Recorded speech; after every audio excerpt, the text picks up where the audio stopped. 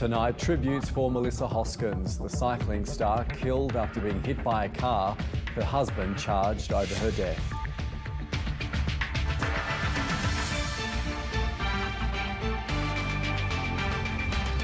Also tonight, a truck driver charged over a crash that killed 2 train workers near South Australia's border with New South Wales. Australian-born Princess Mary to become Queen of Denmark sooner than expected after a surprise announcement. And a dazzling display in Adelaide to welcome 2024, while around the world, fireworks and drone shows light up the sky to ring in the new year.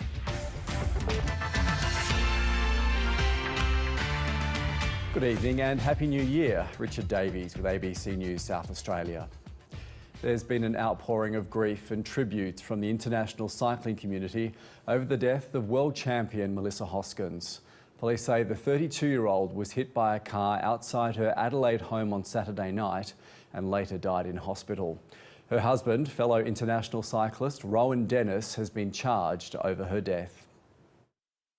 A champion rider whose death has devastated the cycling community. She was one of those energetic people that had the charisma that drew everybody in towards her. A 2015 world champion and a 2-time Olympian, Melissa Hoskins was a cycling star, both in the velodrome and on the road. But her life was cut short when she was struck by a car outside her home in Adelaide, dying in hospital on New Year's Eve. Her husband, fellow world champion cyclist Rowan Dennis, has been charged with causing her death by dangerous driving. And still subject to investigation, so at this point in time it's too early to make any comment about that. Miss Hoskins was no stranger to the track podium, but conquered her weaknesses to become Queen of the Mountains in 2015. Best way to get a great result out of Mel Hoskins? Tell her she wasn't good enough. Tell her that she couldn't do it, and she would prove you wrong invariably. Fellow Olympian Anna Mears paid tribute, saying, "I have a very heavy heart. This is a very difficult and tragic time." While national body Oz Cycling said Melissa, a mother, daughter and wife, was also a champion cyclist who thrilled and inspired us with her exquisite skills. In an interview in 2012, Melissa spoke about what motivated her to find success. My coach once said to me, "You've got this opportunity to do something extraordinary and the rest of your life to be ordinary." So, Miss Hoskins married Mr Dennis in 2018 and had 2 children. Her husband only recently retired, ending a career that included Olympic medals and a Tour de France stage victory. The 33-year-old has been bailed to appear in the Adelaide Magistrates Court in March. Ethan Ricks, ABC News. Police have charged a Queensland truck driver over a horrific rail collision on the Barrier Highway near the SA-New South Wales border that killed 2 train drivers from Port Augusta. Tributes are flowing for the men as investigators examine what went wrong at the remote level crossing. Mick Warren and his co-worker Kevin Baker were killed when the freight train they were driving collided with a truck at this level crossing at Bindara Station near the New South Wales-South Australian border. Today, cranes from Adelaide arriving to clean up the chaos, with SA Police describing the scene as horrific. The impact of the crash caused the locomotive to catch fire and several train carriages to derail. Police have charged a 75-year-old truck driver from Queensland with 2 counts of causing death by dangerous driving. Meanwhile, tributes have begun to flow for the men who lost their lives on the job, including from the Chief Operating Officer of the freight company, who became emotional as he reflected on their deaths. There's no doubt we're all feeling it across PN. It's not something we wish upon anyone. We expect all of our employees to come home safely, and unfortunately we had a tragic loss of life. Without commenting on the court process, of which there have been very serious charges laid against the driver of the road train, my thoughts are with the families of these 2 drivers who went to work and never came home. A number of the crew working to clear the wreckage today were familiar with the 2 men and say it's a tragic start to the new year. The Barrier Highway was closed in both directions between Peterborough and the New South Wales border as investigators continued to examine the scene. The driver didn't apply for bail. He'll face Port Pirie Magistrates Court tomorrow. Bill Ormond, ABC News, Bindara Station. Hundreds of thousands of South Australians flocked to the city and beaches overnight to ring in 2024. Fireworks lit up the sky, while on the ground, police were kept busy monitoring New Year's Eve celebrations. Stephanie Richards reports.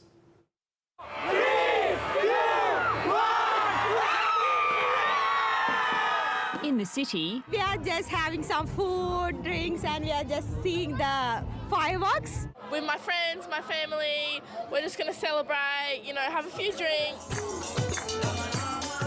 At the beach, we did a late nap just for the fireworks. A lovely family outing tonight.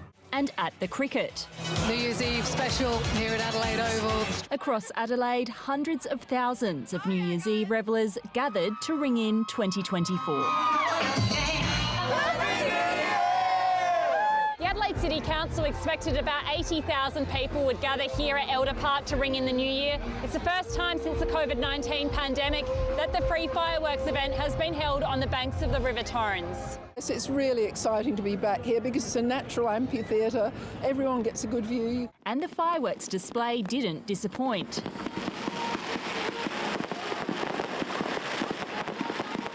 Police reported overall good behaviour, despite making 15 arrests and removing 33 people from public precincts. Alcohol did play a part in most of the incidents that police attended overnight. Meanwhile, at the Women's and Children's Hospital, a New Year's Day bundle of joy arrived for new mum Veronica South. Pretty lucky to have baby as one of the first babies to be born in the state. Baby Cole arrived at 12:55 on Monday morning. Stephanie Richards, ABC News. And as the seconds tick down around the world, people celebrated the new year with prayers, parties and more fireworks.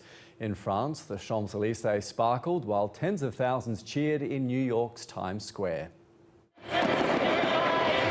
A show like no other. London's famous skyline lit up with drones, a stunning sight for the hundreds of thousands who lined the shore. Across the Channel, in the City of Light, a spectacular show along the Champs-Élysées, gearing up for this year's Paris Olympic Games. While in Berlin, tens of thousands welcomed the new year at the iconic Brandenburg Gate. For every one of us, I simply wish us luck, happiness and lots of good health.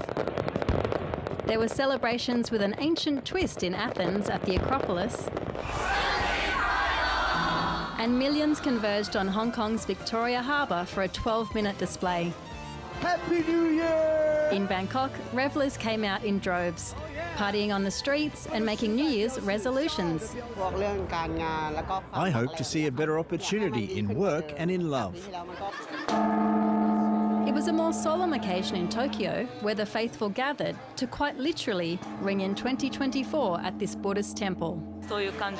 It's nice to welcome the new year gently. On the grander side, Dubai celebrated with a one-of-a-kind pyrotechnics display at the world's tallest skyscraper, the Burj Khalifa. And no New Year's Eve would be complete without the ball being dropped in New York City.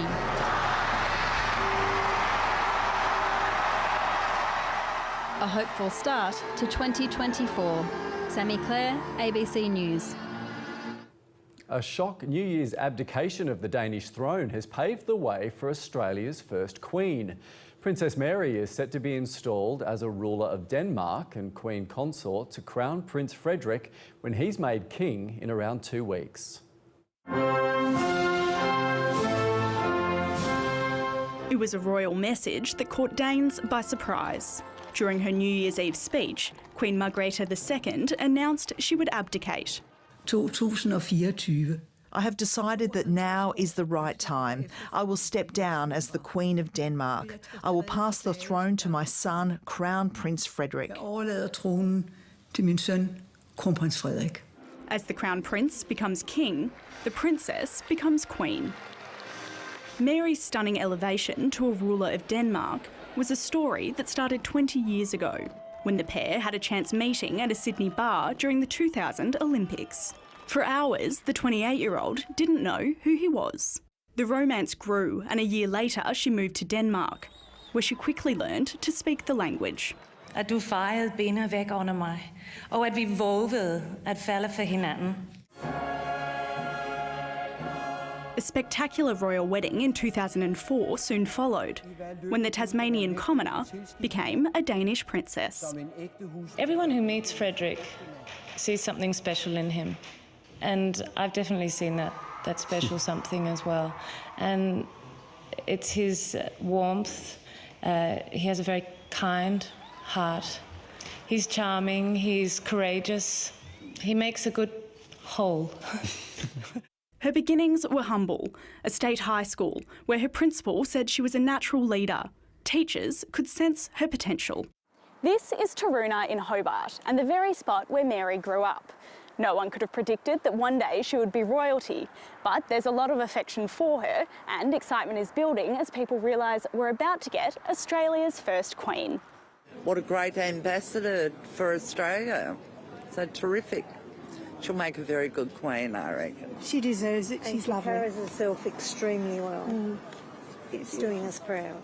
These royals have 4 children, a daughter, son and twins, and they've tried to give them as normal an upbringing as possible. There'll be no formal coronation, just an announcement by the palace, and their lives will change. Meg Whitfield, ABC News, Hobart. A 23-year-old motorcycle rider has died after being hit by a car in North Adelaide last night. Emergency services were called to Fitzroy Terrace close to 7 p.m. The driver, a 30-year-old man, was arrested and charged with causing death by dangerous driving and aggravated driving without due care. He was bailed to appear in court in March. The man's death was the 117th life lost on SA roads in 2023, 46 more than the previous year. Police have confirmed a 6-year-old boy and 4-year-old girl died after being pulled from Perth's Swan River ahead of New Year's Eve celebrations.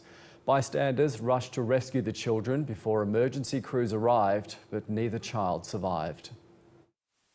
As families gathered to ring in the new year with a fireworks spectacular, a tragedy was unfolding just metres away. 2 children found unresponsive in the river.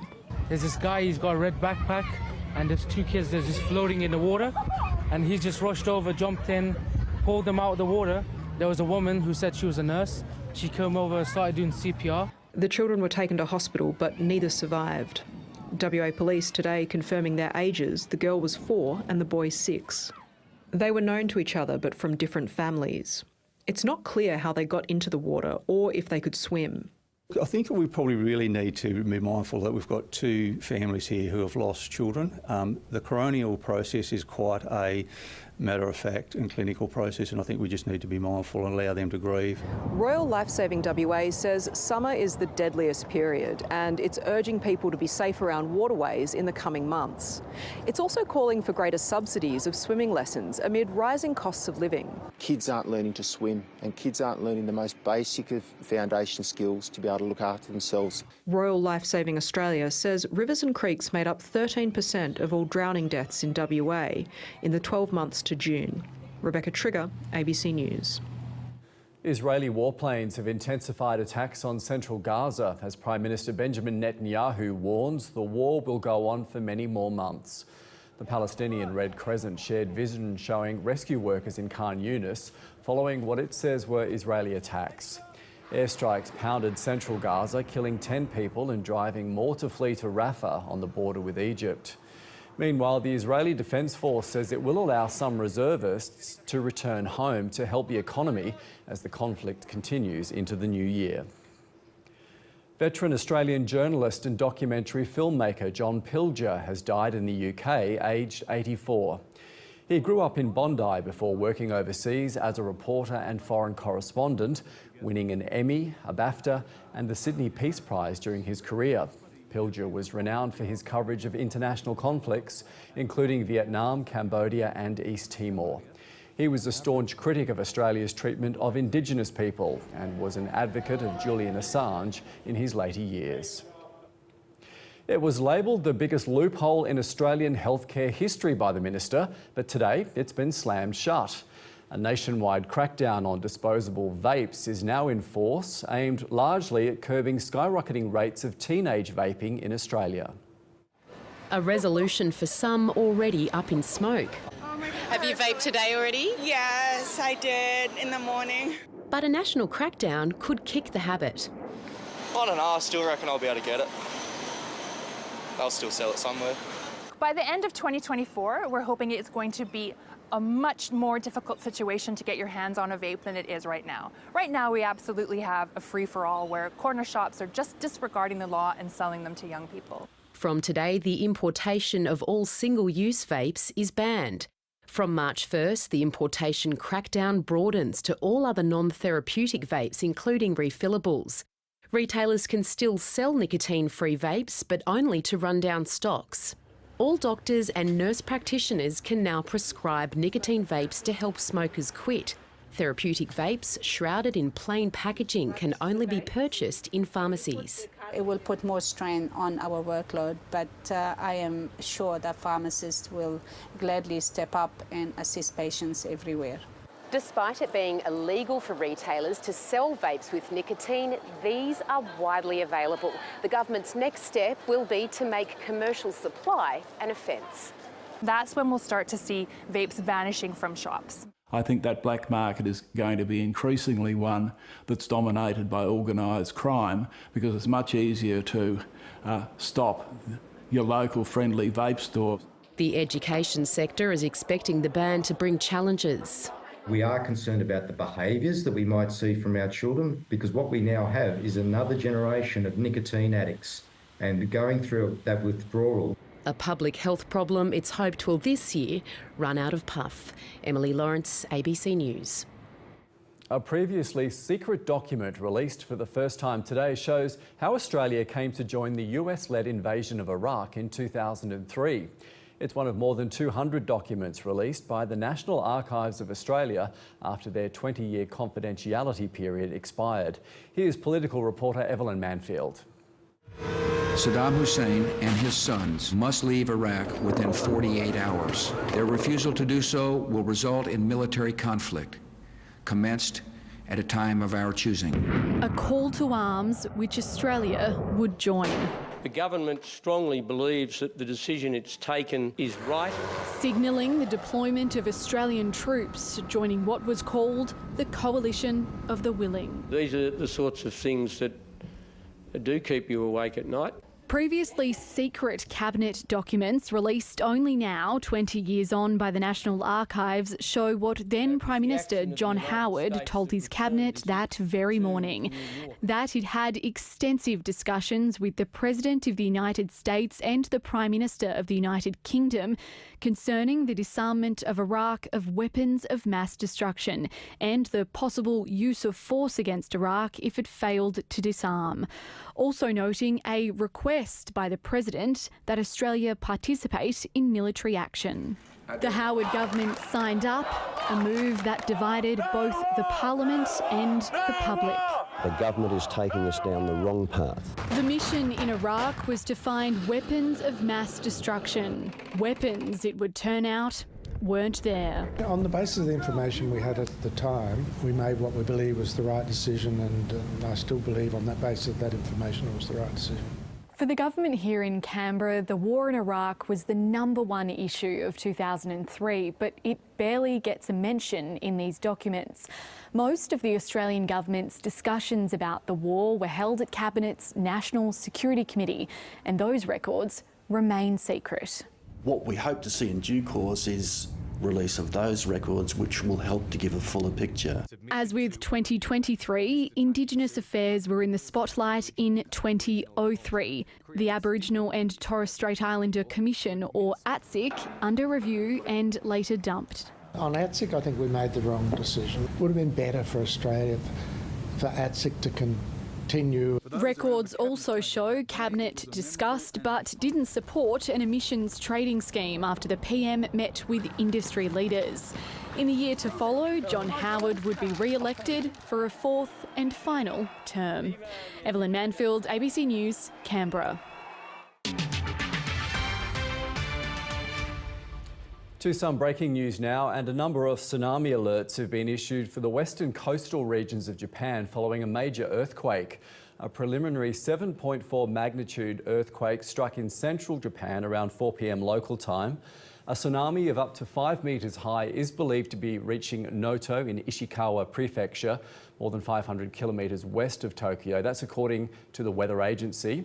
There'll be more on this story throughout the evening on the ABC News channel. Now, the arrival of the new year has been marked by the Royal Australian Mint with the pressing of the first coins of 2024. Hundreds of collectors and enthusiasts lined up to get their hands on the first dollar coins featuring King Charles. Hundreds of coin enthusiasts were up bright and early this morning, hoping to have the honour of minting the very first coin of 2024. And it looks like we've got a winner. 12-year-old Isabel Zaharis was the lucky winner of this year's ballot. I didn't think it was my number, and then I was like, wait, but that is my number. Does that mean I got the coin? Making an early start for the journey from home in Wollongong. There was a lot of shaking of the bed at 6:45 this morning to get her awake to get here. So, yeah, not early riser. In collaboration with the Australian Space Agency, this year's coin theme is out of this world. Yeah, it's going to be great that, you're going to be at the shop and you get a dollar coin, and it's going to be about Australia and space. That's a rare opportunity to have people appreciate a little bit about what's going on, incorporate and experience a little bit of what we're doing. Celebrating Australia's advancements in the Great Space Race. It certainly captures some elements like the moon landings, from Moon to Mars, the Australian Space Agency, rovers, the first satellites that Australia had, which actually was launched in 1967. New coins that for the first time will feature the effigy of King Charles. Today is an opportunity for the public to get a coin that's got King Charles's effigy on it, which is really quite special. So there were several hundred people that were lined up out there. Another new year, welcoming exciting new change. Ethan French, ABC News, Canberra. The Strikers' tough start to the BBL season has continued with a record Melbourne Stars run chase consigning Adelaide to a third straight defeat. A massive New Year's Eve crowd of 42,000 was treated to a memorable match, but the Strikers couldn't defend a total of more than 200. Finishing 2023 with a bang. The highest successful run chase in Stars history. Chasing 206 to win, the Melbourne Stars made that ominous target look anything but difficult. Again, he goes downtown Stoinis. The visitors won with an over to spare after Marcus Stoinis whacked 55 off just 19 balls. The Strikers had appeared on track to send the bumper crowd home happy after a phenomenal batting display. And again! Help yourself! After Matt Short's quick-fire half-century, Chris Lynn blasted an unbeaten 83, with Adelaide finishing at 4 for 205 off its 20 overs. And he takes him downtown! The Strikers' bowling woes continued, conceding more than 200 for the second time in the space of 4 games. Just one of Adelaide's 7 bowlers had an economy rate below 10. It sounded good and it is good. And while there was controversy, with Wes Agar furious to have been called for this no ball, in the end the Stars cruised to wrap up one of the biggest run chases in BBL history. And again and again. The result left the Strikers precariously poised, with just 1 win from 5 games so far this season.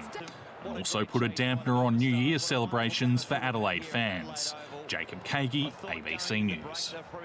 Australian opening batter David Warner has announced his immediate retirement from one-day cricket on the eve of his last Test match. Warner says he's retiring from Test and one-day cricket with no regrets. The Sydney Test is now a traditional pink and synonymous with Glenn McGrath's Breast Care Nurses Foundation. But this year, McGrath's sharing the stage with a local kid from Matraville. A boy from Housing Commission having a dream. I've not always fitted the mould, but I've been authentic and honest. David Warner burst onto the scene as a T20 slugger well before he'd even played for his state. But there was only ever one goal. For me, it was always about playing Test cricket for Australia. It's a journey that's netted him more than 8,600 Test runs.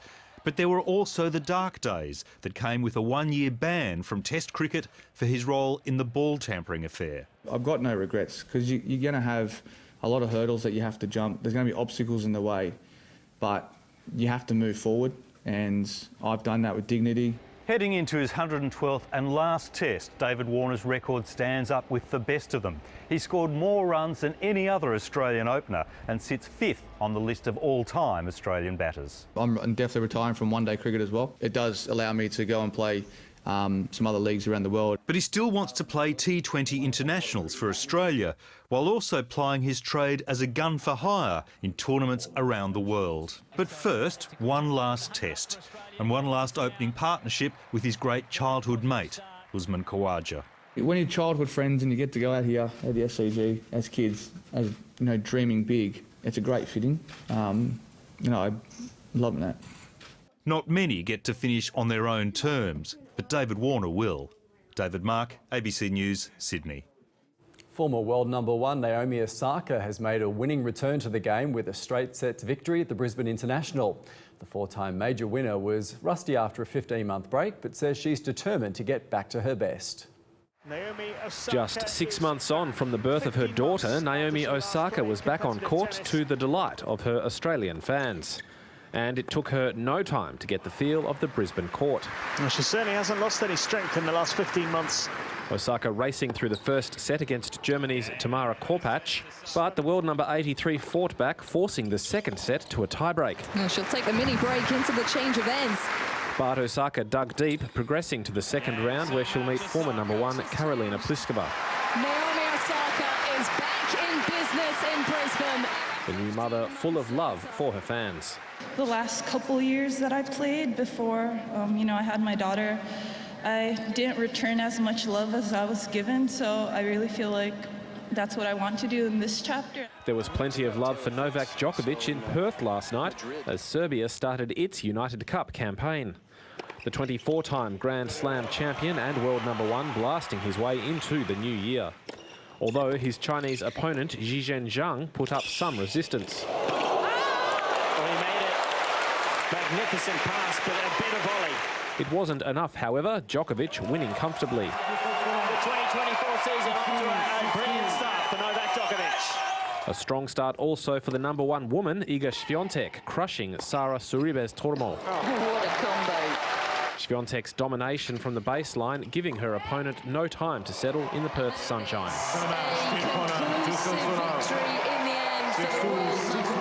Her victory setting up a crucial mixed doubles decider against Spain. In Sydney, Norway kept its hopes alive, coming from behind to beat Croatia. Kasper Ruud impressing in his singles match against Borna Koric, before teaming with Ulrike Akiri to claim a win. Garrett Mundy, ABC News. To the weather now, but first a look at tonight's photo of a barley crop which was taken in Ashbourne and sent to us by Trish Fairley. It was warm and mostly sunny to kick off the new year in Adelaide, becoming overcast during the afternoon and reaching 27.9 just after 4 o'clock after an overnight low of 13.4. Further afield, it was warm and mostly sunny across much of the state today, with tops of 27 degrees in Ceduna and 26 in the Mount. Cloud in troughs and lows over the NT, our state, Victoria, Tassie and eastern parts of Queensland will continue to generate scattered showers and thunderstorms, potentially intense in Queensland. Those troughs and lows will also increase humidity in the east and maintain heat over the interior. Possible storms and 34 for Darwin tomorrow, partly cloudy and 29 in Sydney. Showers for Melbourne, 22 in Hobart and 30 for Perth. Closer to home, possible thunderstorms will intensify near the eastern border tomorrow, but it should remain warm and sunny elsewhere in the north, with a scorching top of 43 degrees for Oodnadatta. Showers and possible thunderstorms for the lower southeast tomorrow, fine and sunny over the remainder, a top of 31 in Maitland and 35 for Keith. A severe heatwave warning is in place for the northeast pastorals tomorrow, and there's a strong wind warning for the far, upper and lower west coast and the lower southeast coast. Mostly sunny and up to 30 degrees in Adelaide tomorrow, after dropping to a low of 17 overnight. On the water, south to southwesterly winds to 20 knots and seas to 1.5 metres. The sun will rise at just after 6 o'clock and set about 8:30. Looking ahead, cloudy and 27 on Wednesday, mostly sunny and 31 on Friday, 33 Saturday, a shower or two about on Sunday and also this time next week. And that's the latest from the Adelaide newsroom on this first day of 2024. Thanks for your company. We'll see you tomorrow. Good night.